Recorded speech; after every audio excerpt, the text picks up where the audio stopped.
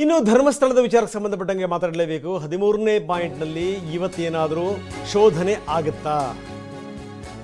ಯಾಕಂದರೆ GPR ಕೂಡ ಬಂದಿದೆ. ಬೆಳಗ್ಗೆ 11 ಗಂಟೆಯಿಂದ ಶೋಧ ಕಾರ್ಯ ಶುರು ಆಗುತ್ತೆ.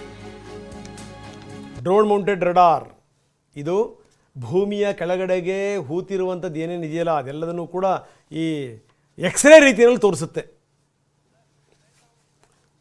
ಬರೀ ಪೃಥ್ವಿರಾಜ್ ನಮ್ಮೊಂದಿಗೆ ಈಗ ನೇರ ಸಂಪರ್ಕದಲ್ಲಿದ್ದಾರೆ. ಪೃಥ್ವಿರಾಜ್, ನಿನ್ನೆ ಮೊನ್ನೆ ಎಷ್ಟರ ಮಟ್ಟಿಗೆ ನಿಧಾನಗತಿ ಕಡೆಗೆ ತಿರುಗಿತ್ತು ನೋಡಿದ್ವಿ, ಇನ್ನು ಯಂತ್ರ ಕೂಡ ಬಂದಿದೆ ಇವತ್ತು.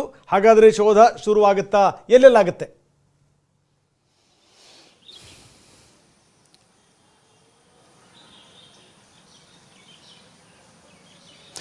ರಂಗನಾಥ್, ಇವತ್ತು ಇದೊಂದು ಟರ್ನಿಂಗ್ ಪಾಯಿಂಟ್ ಅಂತಾನೆ ಹೇಳ್ಬೋದು ಈ ಪ್ರಕರಣಕ್ಕೆ. ಯಾಕೆಂತ ಹೇಳಿದ್ರೆ ಇಲ್ಲಿವರೆಗೂ ಆತ ಹೋಗ್ತಾ ಇದ್ದ, ತೋರಿಸ್ತಾ ಇದ್ದ, ಲಾಗಿತಾ ಇದ್ರು, ಸಿಗ್ತಾ ಇರಲಿಲ್ಲ. ಆತ ನಿಜ ಹೇಳ್ತಾ ಇದ್ದಾನೋ ಸುಳ್ಳು ಹೇಳ್ತಾ ಇದ್ದಾನೋ ಇಂಥ ಕನ್ಫ್ಯೂಷನ್ಸ್ ಇರುತ್ತೋ, ಆತನ ಮೇಲೆ ವಿಶ್ವಾಸಕ್ಕೆ ಧಕ್ಕೆ ಬರ್ತಾ ಇತ್ತು. ಆತ ಏನು ಮಾಡ್ತಾ ಇದ್ದಾನೆ ಅನ್ನೋದು ಗೊತ್ತಾಗ್ತಾ ಇರಲಿಲ್ಲ. ಆದರೆ ಇವತ್ತು ಅದರ ಅಸಲಿಯತ್ತು ಬಯಲಾಗ್ತಿದೆ. ಯಾಕೆಂತ ಹೇಳಿದ್ರೆ ಈ ಒಂದು ಏನು ಡ್ರೋನ್ ಮೌಂಟೆಡ್ GPR ಏನು ತಂದಿದ್ದಾರೆ, ಸೊ ಈ ಒಂದು ಟೆಕ್ನಾಲಜಿನ ಈಗ ಬಳಸ್ತಾ ಇರುವಂಥದ್ದು. ಅದು ಇವತ್ತು 13ನೇ ದಿನ, ಪಾಯಿಂಟ್ ನಂಬರ್ 13ರಲ್ಲಿ ಇವತ್ತು ಶೋಧವನ್ನು ಮಾಡ್ತಾರೆ. ಸೊ ಇಲ್ಲಿ ಏನು ಆ ಒಂದು ಡ್ರೋನ್ ತಂದಿದ್ದಾರೆ, ನಿನ್ನೆ ಒಂದು ಡೆಮೋ ಮಾಡಿದ್ರು. ಆ ಪ್ರದೇಶವನ್ನು ಇವಾಗ ಎಲ್ಲ ರೀತಿಯ ಕ್ಲೀನ್ ಮಾಡ್ಕೊಂಡಿರುವಂಥದ್ದು. ಸುಮಾರು 11 ಗಂಟೆಗೆ ಈ ಒಂದು ಕಾರ್ಯಾಚರಣೆ, ಶೋಧ ಕಾರ್ಯಾಚರಣೆ ಆರಂಭವಾಗುತ್ತೆ. ಅಲ್ಲಿ ಈ ಒಂದು ರಡಾರ್ ಮೂಲಕ ನೋಡಿದಂಥ ಸಂದರ್ಭದಲ್ಲಿ ಆ ಒಂದು 13ನೇ ಪಾಯಿಂಟ್ನಲ್ಲಿ ಏನು ಈತ ಹೇಳಿದ್ದ, ಯಥೇಚ್ಛವಾಗಿ ಹೆಣಗಳನ್ನು ಹೂತಾಕಿದ್ದೀನಿ ಅಂತ ಏನು ಹೇಳಿದ್ದ, ಸೊ ಅವನ ಅಸಲಿಯತ್ತು ಕೂಡ ಬಯಲಾಗುತ್ತೆ. ಯಾಕೆಂತ ಹೇಳಿದರೆ ಆ ಒಂದು ಪ್ರದೇಶದಲ್ಲಿ ಈ ಒಂದು ರಡಾರ್ನ ಯೂಸ್ ಮಾಡ್ತಾರೆ. ಅಲ್ಲಿ ಆ ಒಂದು ಮೂಳೆಗಳು, ಅಸ್ಥಿಪಂಜರಗಳೇನಾದ್ರು ಇದ್ದರೆ, ಯಥೇಚ್ಛವಾಗಿ ಇದ್ದರೆ ಎಲ್ಲವೂ ಕೂಡ ಕಂಡು ಬರುತ್ತೆ.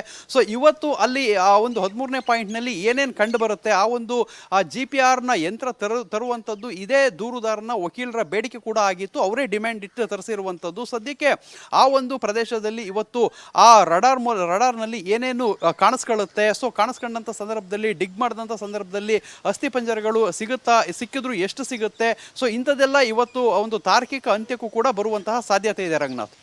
ಎಸ್, ಧನ್ಯವಾದ ತಮ್ಮೆಲ್ಲ ಮಾಹಿತಿಗೆ.